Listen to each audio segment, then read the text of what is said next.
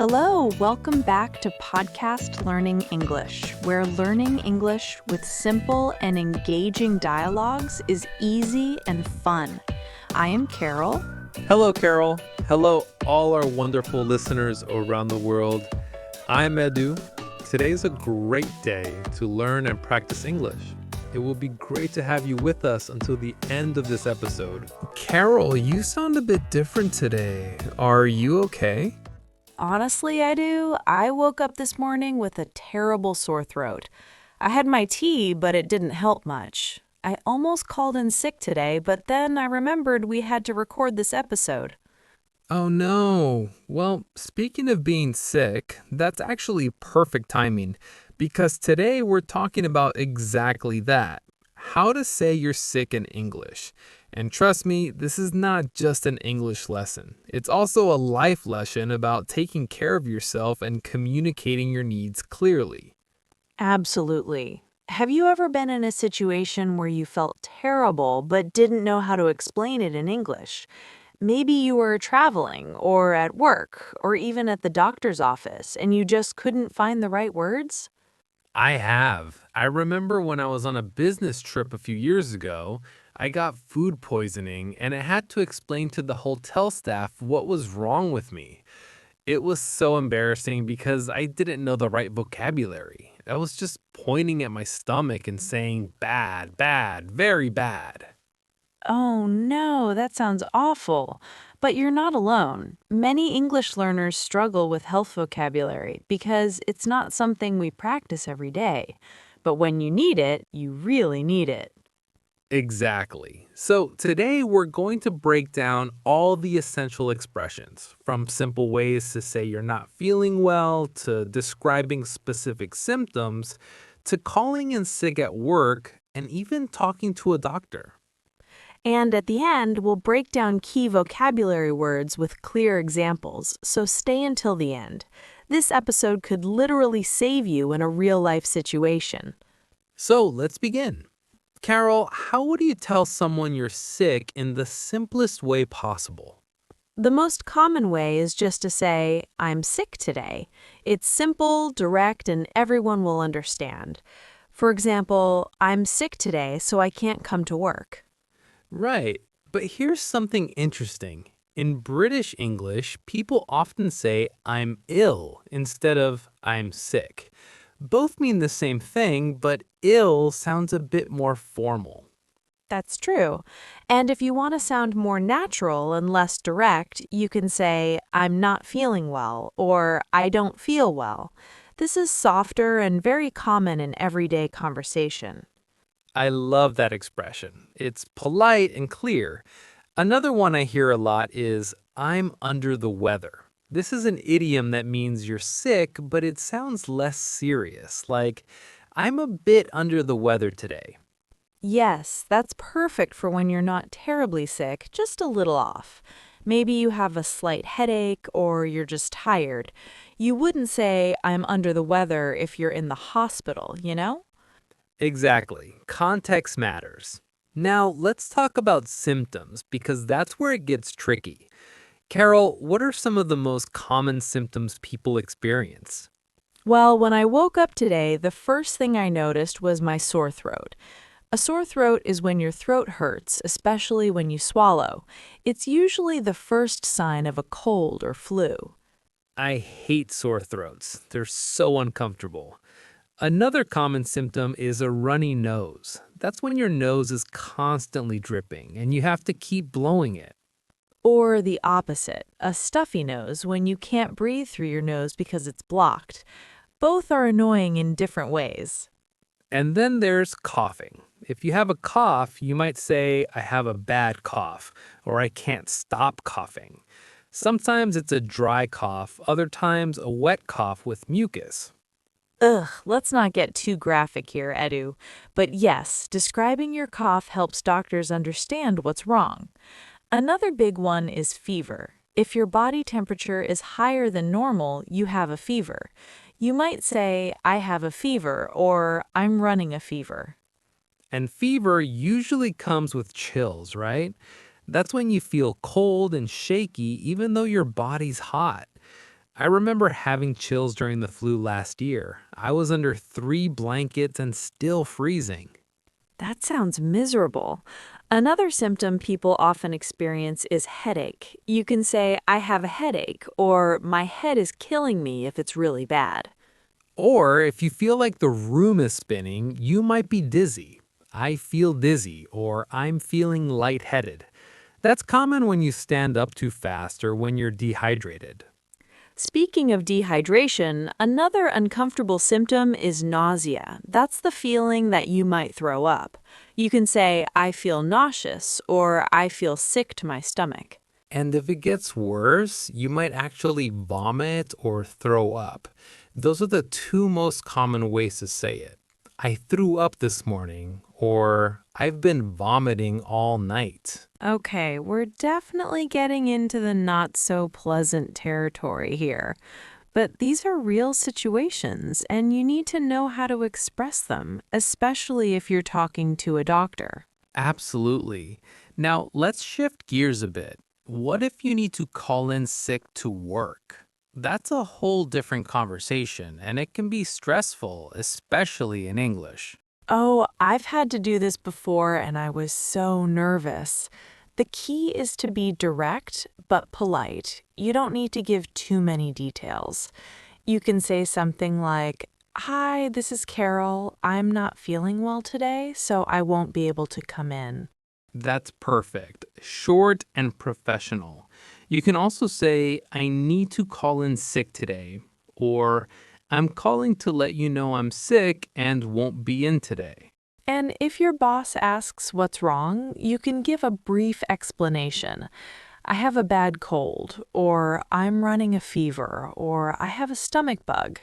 You don't need to go into all the details. Right. And if you need more than one day off, you might say, I'm not sure when I'll be back, but I'll keep you updated. Or, I should be back by Wednesday. It's also polite to offer to help remotely if possible. If there's anything urgent, I can check my email from home. But honestly, if you're really sick, just rest. Your health comes first.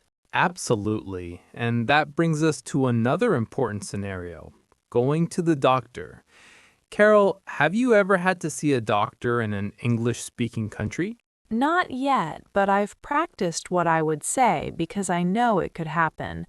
The doctor will usually start by asking, What brings you in today? Or what seems to be the problem?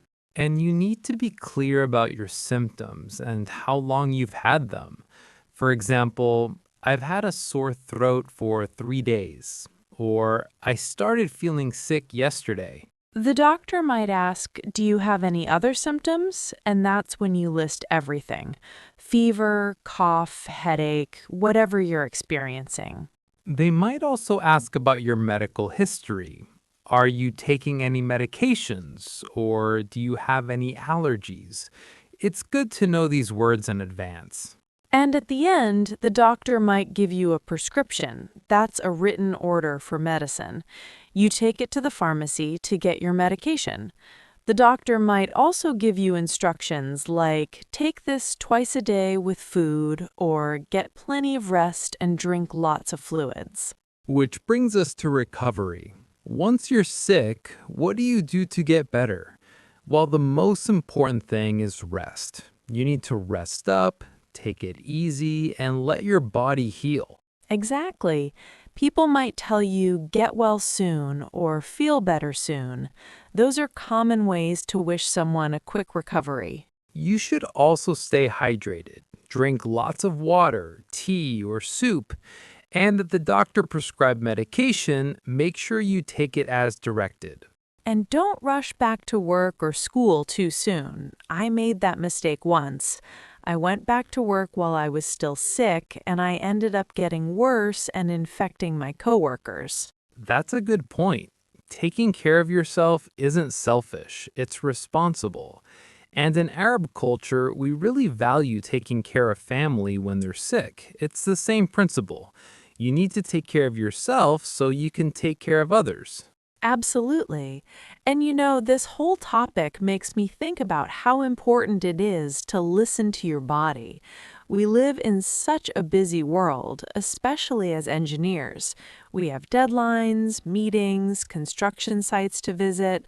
But if your body is telling you to slow down, you need to listen. I completely agree.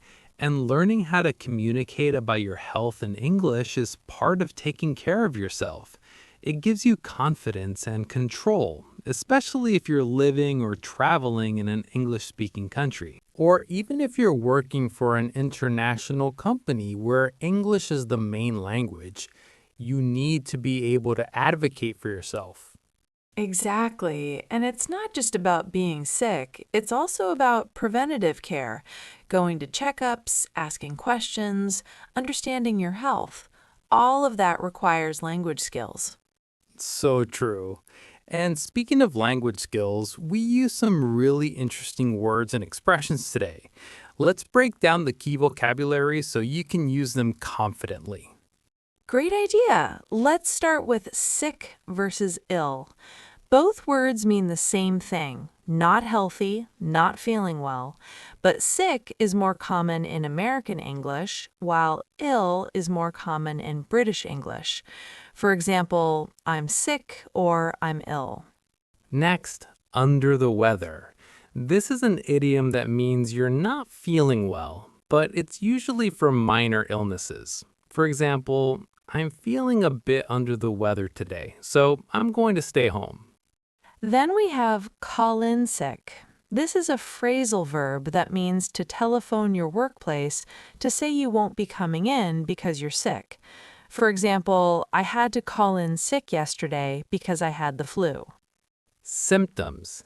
These are the physical signs that you're sick, like fever, cough, or headache. For example, what are your symptoms? Or my main symptom is a sore throat. Sore throat. This is when your throat hurts, especially when you swallow. For example, I have a really sore throat and it hurts to talk. Runny nose. This is when liquid keeps coming out of your nose, usually because of a cold or allergies. For example, I've had a runny nose all day. Fever. This is when your body temperature is higher than normal, usually because you're fighting an infection. For example, I have a fever of 102 degrees. Dizzy. This is the feeling that you or the room is spinning. For example, I felt dizzy when I stood up too quickly. Nauseous. This is the feeling that you might vomit. For example, I feel nauseous after eating that food. Prescription. This is a written order from a doctor for medicine. For example, the doctor gave me a prescription for antibiotics. Get well soon. This is a common expression to wish someone a quick recovery. For example, I heard you're sick. Get well soon. And finally, take it easy. This means to relax and not work too hard, especially when you're recovering from illness. For example, you just got over the flu, so take it easy for a few days. So those were our keywords for today. Try using them in your own sentences. Practice makes perfect. Absolutely. And remember, learning this vocabulary isn't just about passing a test or sounding smart. It's about being prepared for real-life situations where you need to take care of yourself or help someone else. Exactly. And I hope that after listening to this episode, you feel more confident about talking about health in English. Whether you're calling in sick to work, describing symptoms to a doctor, or just telling a friend you're not feeling well, you now have the tools to do it clearly and naturally. And on a deeper level, I hope this episode reminds you to prioritize your health. In our fast-paced world, it's easy to ignore the signs that our body needs rest. But taking care of yourself isn't a luxury, it's a necessity. Well said, Edu. And speaking of taking care of myself, I think I need to go make another cup of tea and rest my voice after this recording. Good idea. And to all our listeners, thank you for joining us today. We hope you learned something valuable, and we hope you never need to use these expressions. But if you do, you'll be ready. We'll see you next time on the Learning English podcast. Until then, keep learning, keep growing, and take care of your health. Your progress doesn't end here. Click on the next video or explore the additional videos we've selected for you. Stay healthy, everyone.